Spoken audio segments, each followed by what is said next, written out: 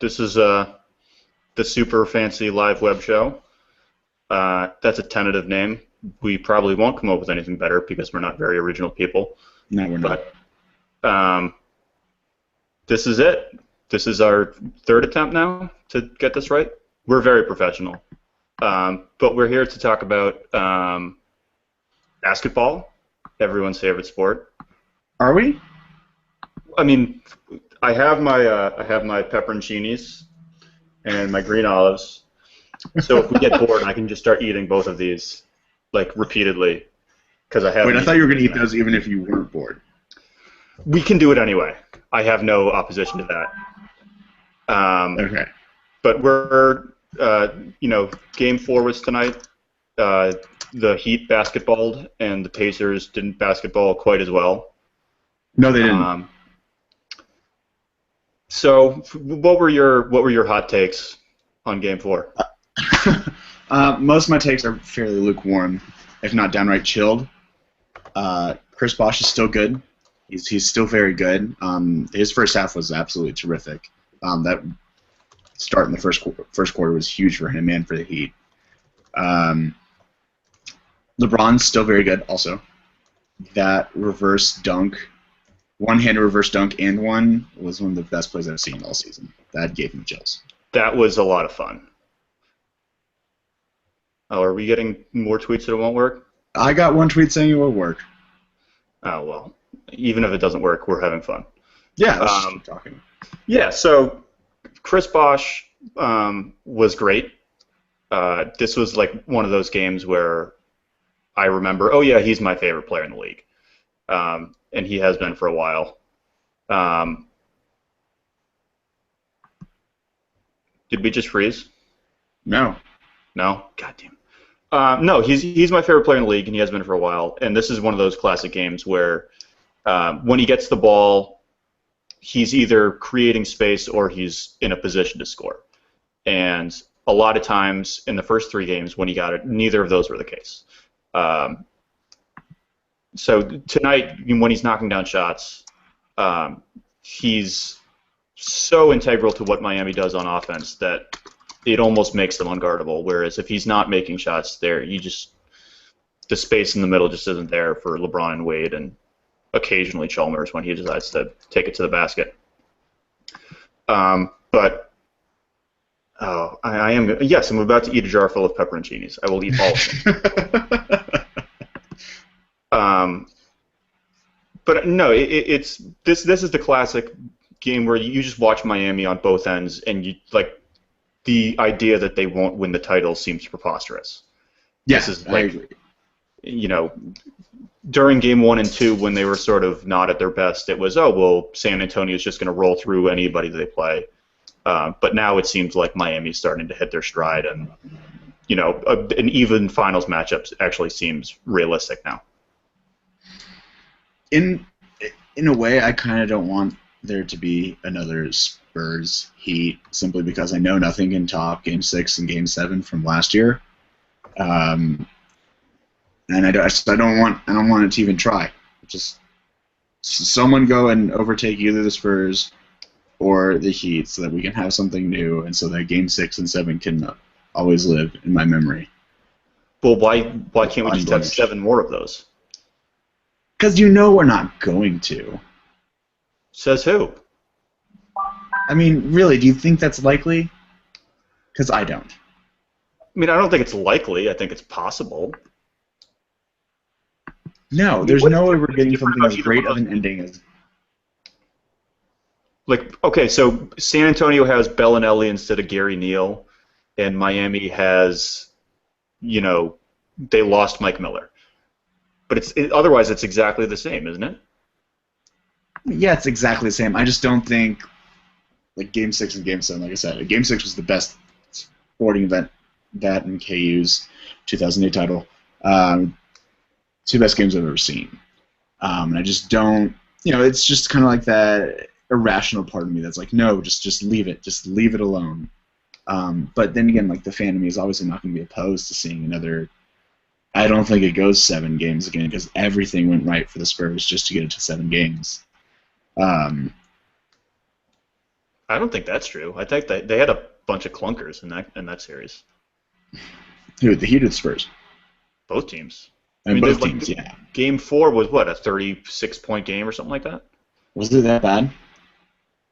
There was. I know it was blowout after blowout. Yeah, like three or four games in a row were like 10-point wins for each team. It was back and forth. Yeah. I know, but I still feel like on all those games, like San Antonio won like everything right, and I just don't know that for 7 more games, if it goes that long, they can do that again. I know that doesn't make much sense at all. Eat your pepperoncinis. Okay. Well, this is how we're gonna get viewers to this show. All right. Yeah. Here we go.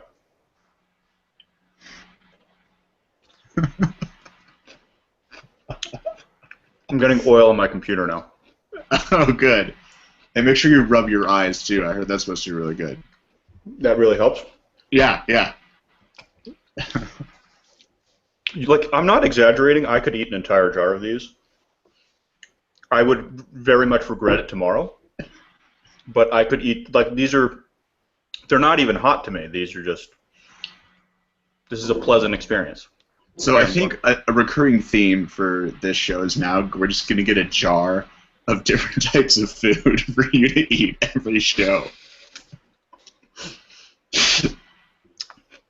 Okay.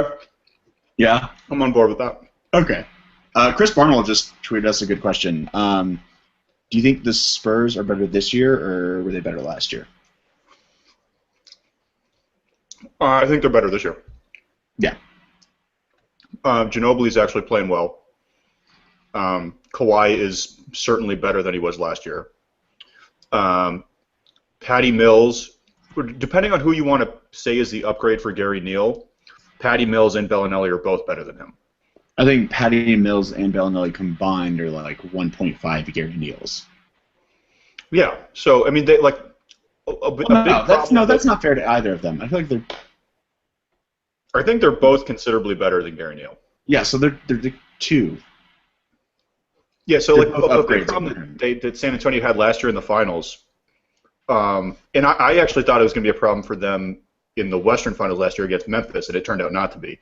Was that when Parker wasn't on the floor, you can just blitz their pick and rolls, and they can't really, and they're Gary Neal, and I don't even remember if Corey Joseph played much in the playoffs last year, but like they couldn't swing the ball, reverse the ball fast enough to get those weak side corner threes that they absolutely thrive on when Parker's on the floor. But with Patty Mills out there, he can actually like turn the corner and create offense where Gary Neal just couldn't. He would just stand in, like, be trapped and call timeout or dribble the ball off his face or something. But I think San Antonio is better this year, mostly because of Leonard. He seems to have taken a leap. Parker and Duncan are basically exactly the same. Popovich is exactly the same. Here, I'm going to have another pepperoncini. But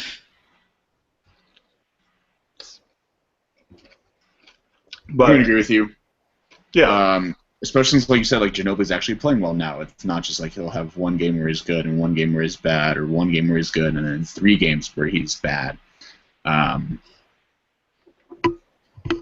I think as a team they're overall better this year. And Gary Neal also had that propensity to launch those terrible pull-up threes or really bad shots at very inopportune times.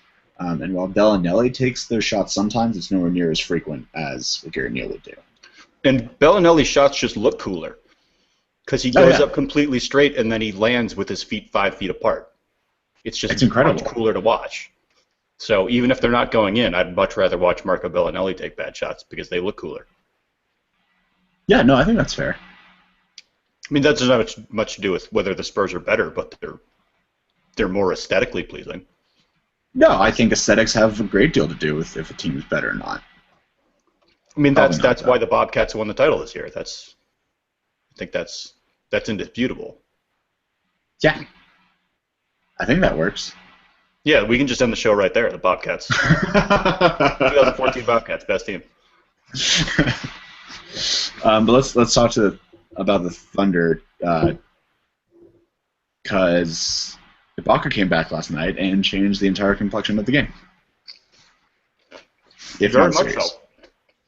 so. Do you think that's something that's sustainable, or do you think that it's, he had 10 days of rest coming back from what was apparently only one injury instead of two, but he's still hurt, and so now he only has 1 day of rest before the next game. Do you think we're going to see something similar to what we saw in Game 3, or do you think we're going to see a much more hindered Ibaka?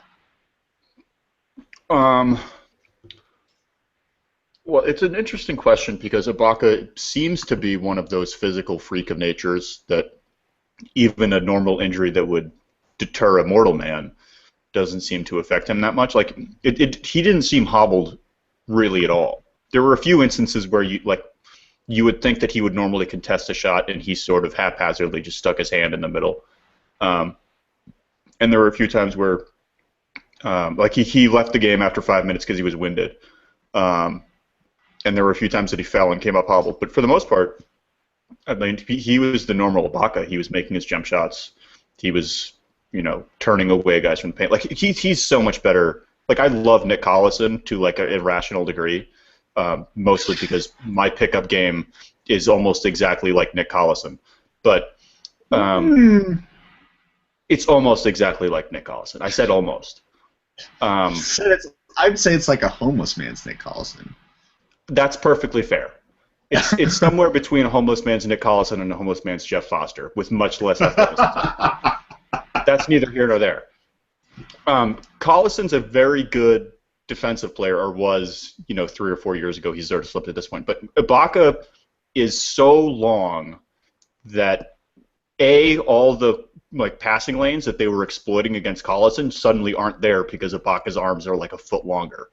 And 2, he moves his feet laterally, and when he's not showing on a pick and roll, all of a sudden it's him standing in the middle of the paint instead of Nick Collison. And San Antonio was 25 for 29 in the restricted area in Game 1. I think that was the number. That was it blew my mind, and it's still blowing my mind now thinking about it. But I don't have the number for Game 3 off the top of my head, but I'm pretty sure it wasn't 25 for 29. So just that, him being in there instead of Collison is like night and day for their defense, which is depressing for me because I irrationally love Nick Collison, but Ibaka really is that much better at this point. I wrote about this on Paroxysm today, that it's also the ripple effects of Ibaka's presence. It's not just what he can do, but it's also what his presence allows others to do. So, for example, even when the Thunder when the Spurs would drive into the lane, and if they didn't have a clear look at the basket, they'd have wide open opportunities for kickouts, either to the corners or to the wings for 3, and the shooter would have just swaths of space to shoot the ball, but because those perimeter defenders would have to collapse down further to all compensate for Ibaka's absence. Now that Ibaka's there, though, they don't have to sag off as much, and so even when the Spurs shooters get the ball in the corner or wherever else, they don't have as clean of looks.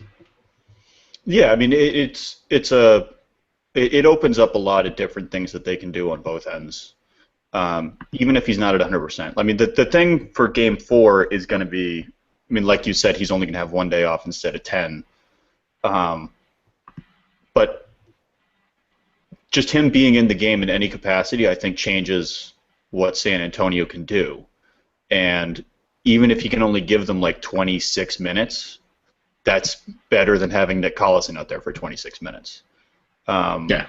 And I mean, I think the other thing that not much publicity got, that was great word phrasing there, didn't get much publicity, was Jackson in the starting lineup over Cephalosha, because Cephalosha, he was a great defensive player a couple years ago and makes threes when he actually takes them, but it's he doesn't take them anymore. He pump fakes and then steps inside. But he also doesn't make them anymore when he does take them. Yeah, him and Perkins, they're playing 3-on-5 offensively. Yeah. And now that they have Jackson on the floor, who I love dearly, mostly because his name is Reggie Jackson, I think that's hilarious. Robert Silverman wants me to eat another pepperoncini, so I'm gonna talk while I'm eating it. Okay. I think having him on the floor is much better for their offense because it gives when the play breaks down, they need someone to take over the ball handling. And when it's Westbrook and Durant, when the play breaks down with Westbrook, you can sort of crowd Durant, and your only option was using Ibaka as your safety valve. But now if you have, I mean, he's just going to take a 17-foot jump shot, and that's your shot for the possession. But if you have Jackson, he play breaks down, swing the ball to Jackson, and now he can actually attack. And that's a secondary level of their offense they normally have no hope for, because it's all like one action and then they shoot. But with Jackson on the floor, they can actually go, here's our first action, that didn't work. Okay, now we actually have a second action that we can go to. And against the Spurs especially, like a really good defense that actually knows how to defend a one-action shoot offense. If you have a second thing that you can get into, all of a sudden your offense is, 100-fold times better. Yeah, I thought. I mean, Ibaka's return was obviously huge, but I thought that putting Jackson into the starting line might have been, as far as like actual adjustments go, was Brooks' biggest adjustment of the playoffs so far. And Perkins was in foul trouble, which was great for them, because. Yeah, how pissed do you think the Spurs were? What's that? How pissed do you think the Spurs were? Like they start the second half with Perkins picking up either his third or his fourth foul. I think it was his fourth right away. He played with 3 for most of the second quarter, I thought. Oh, yeah, they must have been livid. I mean, there was the jokes on Twitter, like, can they decline that foul? Can they just, no, we want him to stay on the floor. Like, please. Like the NFL, it's like, no, we declined. We declined the penalty. It's okay. I think that would actually, be a fun rule in the NBA. It's like, no, if you want someone to stay on the floor, although that would be, sort of a tacit admission to the other team. If Popovich... They don't care. Pop wouldn't care. No, but if Popovich says, no, I don't want you to charge a fourth foul to Perkins, don't you think that would be a wake-up call to Scott Brooks? No! Maybe I should get him out of here. No, it wouldn't be a wake-up call. Nothing else has been a wake-up call. Why do you think that would be the thing? I don't know. Something has to click in his brain eventually. And it seemed like something did with Cephalosha. Yeah. But you know what? Baby steps. You can't ask for everything all at once. I can. I can't expect it, but I can certainly ask for it. You can ask for it, but it's not going to happen. So about tonight. Yeah. And also going to Wednesday. Do we think this series gets back to Miami? No. I don't think so either. Just the way that they were clicking tonight, Bosch finally had it going. LeBron played a terrific game. Norris Cole is also having a great series. We'll talk about that in a second. But I just think the way that they're clicking right now and that they're in this rhythm, and the Pacers tonight reverted back to that just slog of an offense where everything was just a struggle to get anything going. Yeah, I think they close it out next game. I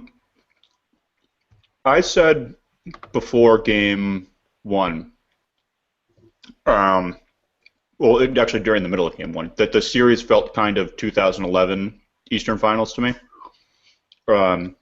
in that Heat didn't have home court, game 1 on the road, the other team has sort of like an unsustainable offensive explosion, which is what happened with the Bulls in 2011. They had 31 offensive rebounds or something obscene in that game. But Miami just came back and laid the smackdown in the last 4 games. And then in game 5, I think that was the game that LeBron blocked Rose at the buzzer, right? I think I'm remembering that correctly. But it was a close game all the way through, and then all of a sudden LeBron was like, ha, no, we're going to the finals. Sorry guys, this is it. So I think there's a potential for that in this series, especially because Indiana can't seem to score, especially with their bench. I was going crazy about this on Twitter during the second quarter. Their lineup was Hill, Watson, Rasul Butler, Luis Scola, and Jan Mahimi. That was It was beautiful. That was a five-man It was lineup beautiful. that an NBA team played in the Eastern Conference Finals. I know. They're great. Like my friend tweeted at me, like Rasul Butler played like 13 minutes a game for the 2011 Raptors, which was like a 24-win team, and now he's playing like significant minutes for supposedly the best team in the Eastern Conference in 2014. It's hysterical. Like, does Vogel not realize he's down in this series? Like, he needs to he's now down 3-1. If he plays at like a respectable lineup, like who cares if you're playing Paul George 44 minutes? Like, you need to win the game. But at the same, did you want him to play Evan Turner tonight? No, I'd like put Paul George back in the game. Who cares if he's playing 46 minutes? Maybe Paul George does. I don't know. Maybe he thinks he's not that effective at like after X amount of minutes. Maybe he has the catapult data. I have to think that Paul George in minute 46 is better than Rasul Butler in minute 1. Like, I just have to think that. I'm sorry. If I'm wrong, like, please prove me wrong, but I don't think I am. The numbers may surprise you, but I actually don't have those numbers. Is this your column? This is my column. No, I mean, I agree with you, obviously. But, at this point, I still think it's worth something that Vogel at least tried something somewhat new. I mean, he can only play the hand that he's dealt. And he has a bench of Evan Turner, Butler, Luis Scola, Chris Copeland. I think is still somewhere on there. He might have been like relegated to sitting up in the nosebleeds. I don't get why he can't play with Luis Scola. That's He something probably that likes Scola for his defense, even though Scola's defense isn't that good. Plus, coaches love veterans. Like, that's a thing. We may think it irrational, but they really like veteran experience. And at this point, so deep in the playoffs, it's not. I don't think it's a good move. I don't think it's a smart move, but it's what he knows. It's what he's going to stick with. And Copeland, he hasn't played him that much all year. He also is going to kill you defensively. And in this series, if you're not going to outscore Miami, then you're going to sure as hell try and stop them. And I guess Scola presents a better opportunity to do that. Not really, but maybe that's Vogel's thinking. I mean, in his defense, Scola has actually played well offensively in the last 2 games. I won't knock that. He's actually he's scoring. So, I don't know. Like it seems weird to say it, but like Miami is such a top-heavy team, but it's their bench that's winning them this series. And you wanted to talk about Norris Cole. Go ahead and talk about Norris Cole, but he's just been tremendous. It's really funny because every single time someone talks about Norris Cole being the key piece for the Heat, I just think back about that Bleacher Report article. That oh yeah, how Norris Cole makes the Heat unbeatable. Yeah. That was it's the piece that always gets tweeted out. But just like to a very lesser extent, it is true because he is a key piece to the Heat, and he's very good at getting to the rim. He's very good at contorting himself around the rim too, to not just go forward, but to protect the ball either against his body or show it away so that it doesn't get blocked. I just really like the way he's playing right now. His defense is going well. His defense is very good too. Norris Cole's good. I like him. Yeah, I mean he's been great against Lance, especially in Game 2, I think it was. But I mean, like he's making Mario Chalmers expendable, which I didn't think was. I mean, like I don't know how much of a market there's going to be for Mario Chalmers this summer, but I would imagine he's going to be like get an offer that's more than $4 million, which is what he's making right now. Okay. I thought you meant in this series. You're saying just like overall. Yeah. It's an interesting question. I don't know. I think, but then who would LeBron and Dwayne and Bosch have to yell at? Because they're not going to yell at Norris Cole. It's nowhere near as much fun. They can bring back Joel Anthony. I'm pretty sure he'll be available. But like he won't be on the court for them to yell at, even if he makes like a risky play or Even if he makes the right play, LeBron's probably still going to yell at him. Like, I think they need Mario. They need him. They do need a whipping boy. Like that's They need him to he's their siphon basically. He siphons off all their frustration and their anger and everything else, and they just direct it towards him. And then they get it out. He takes it, and okay, we can go play basketball again. I do think there's something to that. Oh, Eric wants me to 2 at a time now. Hold on.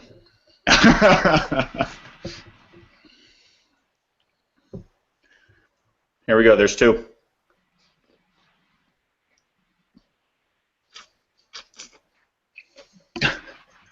Alex Dewey just wants us to note that Richard Jefferson is hitting free agency. Thanks, Dewey. I appreciate that. What else do you want to talk about?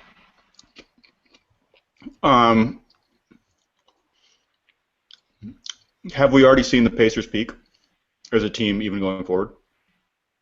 No, that I don't think so, because I still think Paul George is going to get better. I think Lance, if they hold on to him, is going to get better. So those are 2 key offensive pieces, which is where they really need to improve, that are going to get better. I think Solomon Hill plays a bigger role next year, based out of absolutely nothing. Evan Turner won't be there next year, and Andrew Bynum won't be there. And we've seen what wonders the absence of Bynum can do when he's there. I've been meaning to write about this, but he's been an absolute broken mirror for everything that he touches. Matt Moore and Zach Harper on the Ion Basketball podcast put it perfectly. He's the cooler. He's the cooler? Yeah, he's the cooler. Yeah. But even teams only tangentially, he was traded for Dwight Howard, and then the Lakers sucked that year, and then Dwight Howard left, and then Houston, he even put a vague stink on Dwight Howard just for being in the same trade. And Denver was part of that trade too. Denver was part of that trade. They had one good year, then Gallo tears his ACL, and now they're a laughingstock. I don't know if you can attribute that to him, because they were having actually a really good year. Yeah, but because Andrew Bynum was part of the trade that got them Iguodala, and then Iguodala left. There's 17 layers to this Andrew Bynum stink. It's much more than on the surface. Bob asked a good question. Robert Silverman said, if when the Pacers lose, do they make big changes? What do you think they'll be? I don't think they make big changes. I think if they're going to make a big change, it's going to be either they think they can't keep Lance for the price they want him at, or they think he's the problem, so they ship him out with George Hill and try to find a point guard that can create offense. And I'm not sure who that is. I floated in my brain. I floated either Rondo or Lowry, and neither one of those made that much sense. No. But I think that's sort of if they're going to blow something up, I think that's how they do it. But I think it's more likely they just sort of add the 4 names that I thought of were Trevor Ariza, Vince Carter, C.J. Miles, P.J. Tucker, in sort of the can play defense and shoot threes type of. They need that on their bench because Rasul Butler is playing minutes in the Eastern Conference Finals. That's the spot they need to upgrade. I think I disagree with you about George Hill, because I think George Hill is perfect in that system, and that they don't really ask him to create that because that's just not their offense. Maybe it should be. Maybe they need a more creative offense, but especially on defense, George Hill is great. Oh no, I agree. I like George Hill, but I think if they're going to try to blow something up, maybe they go for. That seems like the spot that's the least. Least secure. Yeah, the least integral to what they're doing, at least. Really, I disagree. Again, especially on defense, I think he's more integral to them than, say, Lance Stevenson. Silverman says Ty Lawson, but I don't think he would fit with Indiana. No, he wouldn't fit defensively. Definitely not defensively, but offensively, that'd be kind of fun. It would be. But I mean, say say Rondo's on the table, I would trade Lance and George Hill for Rondo. Yeah, but then who are you starting at the 2? Evan Turner, bring him back. Run it back one more time. What is wrong with you? You just said they want. We're talking about them improving, not regressing. I don't know. Draft someone with your pick that you traded for Luis Scola. Yeah, I don't think, are there? I don't have the list of free agents. Maybe you. I can't think of anything. Those 4 names that I mentioned, like I looked at the the swingman list about 2 hours ago. But I like PJ Tucker. I like what he could do. I think PJ Tucker would be cool. I think he'd be really good in that. But like he's the I would love every team in the league to sign him. I want to clone him 29 times and have a PJ Tucker on every team because he's just the amorphous. He can play anything. Somehow play every game. Yeah, why not? I think reality. If we figure out a way to clone people, okay. Yeah, if we figured a way to clone people, like we should just clone a bunch of 3-and-D players because they fit in everywhere. Like everybody's gonna want them.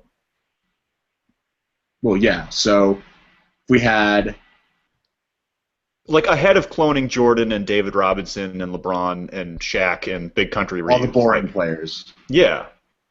I think 3-and-D, that's the hot commodity. If we clone LeBron a bunch of times, that's not fair. It's not fair, but like a team of LeBrons would be fun. It would be fun, but it wouldn't be fair. Like it would just be boring. I disagree about the boring part. I mean, it wouldn't be it would be fun to watch, but all of a sudden, like they would just win every game. It would be a little, it would be kind of anticlimactic. Yeah, okay, maybe. It'd be fun for like an exhibition. Yeah.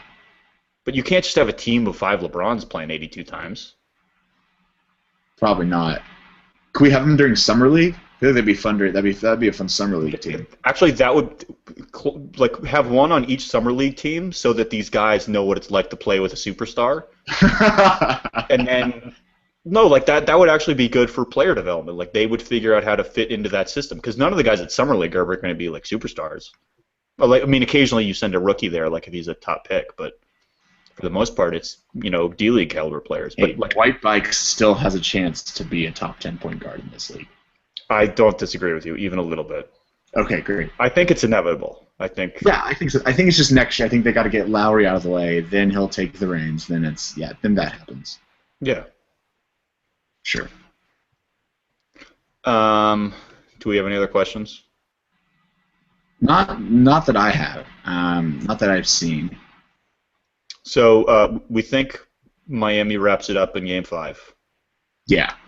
This is something I wanted to mention. So going into the Western Finals because Ibaka was hurt, and after Game 2 when it was for the first 2 games were ugly, everybody's like, all right, so San Antonio is going to win in 4 or 5, and all of a sudden they're going to have a week off, maybe even 10 days before the finals start. Meanwhile, that's a very close shot, Jordan. Well, I'm sitting on my bed because I don't have a desk. Oh, okay.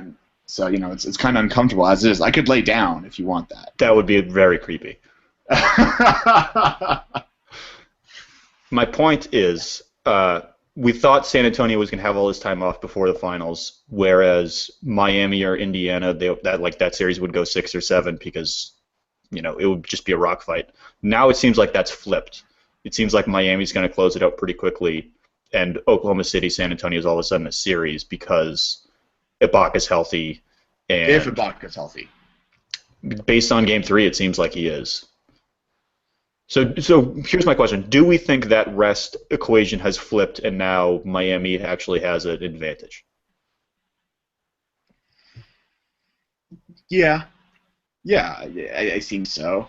I mean, it's like you said, it's going to be a dogfight between the Spurs and Thunder. Now, again, if Ibaka's healthy, because I still think that since the guy had 10 days of rest, and it's not like he had 10 days of rest and now he's fully recovered, like he's still hurt. He still has a strained, I think it's a calf. I might be wrong with that, but he still has an injury. And then having to play as many minutes as he did, only having 1 day off, and then playing again, I still think that's going to affect him. But yeah, I think anytime you get more rest than the other team that you're going to play for potentially 7-game series, like yeah, you have the advantage. See, I think San Antonio, even without the rest, if it's San Antonio that gets through, like if Oklahoma City like limps through the Western Finals, I think Miami would beat them. Mm-hmm. But I think if San Antonio gets through, I think San Antonio's going to win the title. That's my impression right now, at least. It's an interesting notion. I don't know. But I mean, I might be confusing that with what I want to happen because I kind of want San Antonio to win the title. Actually, I want Miami to win the title because I just want LeBron to win all the titles. Sure, I just want him to win the title every year until he retires because I'm tired of having the LeBron Jordan conversation. Right. But outside of that, I would want San Antonio to win just because at some point it's going to be their last rodeo, and I don't think they're going to win the 2019 title with. For that to happen, they have to be human. Yes. And we have not seen much evidence to the contrary. Right, exactly. So, I think in 20 years, when I'm still in this crappy house and you're still in Boston, we're still going to be talking about the Spurs going back to the finals with the same players because they're not human. They're cyborgs. If even that. They may just be full-on robots. It's entirely possible. I mean, I haven't. Nobody's proved it wrong yet, so. Yeah. I mean, the basis of science is, if there's nothing to prove it wrong, then it must be true, right? That's how science works. Yeah. I was a communications major, so yeah, that's definitely how it works. Okay. Yeah, I mean, I think Tim Duncan against little Chris Paul in the 2029 Western semis. I think that's going to be a really good series. You don't think little Chris will be serving him the alley oopty doop? I mean, if little Chris Paul goes to the Spurs, I mean, he'll have to get past Tony Parker on that team, but right, the little Chris Paul to Tim Duncan alley oopty doop. I'd love to see it. I'd be fine with that. Yeah. Or does Gilbert Arenas have any kids? I'm sure they're If there's one former player that has kids that I'm positive will make the NBA, it's Gilbert Arenas. It's Gilbert Arenas? Why, yes. of all the kids, why is it Gilbert Arenas? I can't explain it. It's just something that I know in my soul to be true. Okay. Yeah, I don't know. I can't explain it. I wish I could, but there's just things in my very within me. They're just certainties of the universe that I've happened to stumble upon before anybody else. Sure, and that's one of them. It's one of many. Oh, okay. I mean, I'm not saying I have all the answers, but there are some answers that I definitively have, and that's one of them. And one of them is Lil Hibachi. Yes. Going to be in the league. Hibachi Jr. Hibachi Jr. I like that. I'm excited he'll bring it back. All right, I'm gonna do a few more of these before we leave. Okay, well, this will be our sign off. It's just Conlon eating more pepperoncinis. And just so we're clear, I could literally eat this entire jar. I've already eaten about half of them. Can you see that? God. These are they're like olives to me. When I have a jar of olives here too. Don't do that. We'll Those do are that gross. next time. Olives are disgusting. Oh no, I love olives. Of course you do. See, now we're getting to the point where my fingers are getting dirty, and then I'm going to rub my eyes and not be able to sleep. Good. Yeah, no, that's good. But, all right. Okay, so we only have 4 viewers right now, but I'll send this tweet out on Twitter. Whoever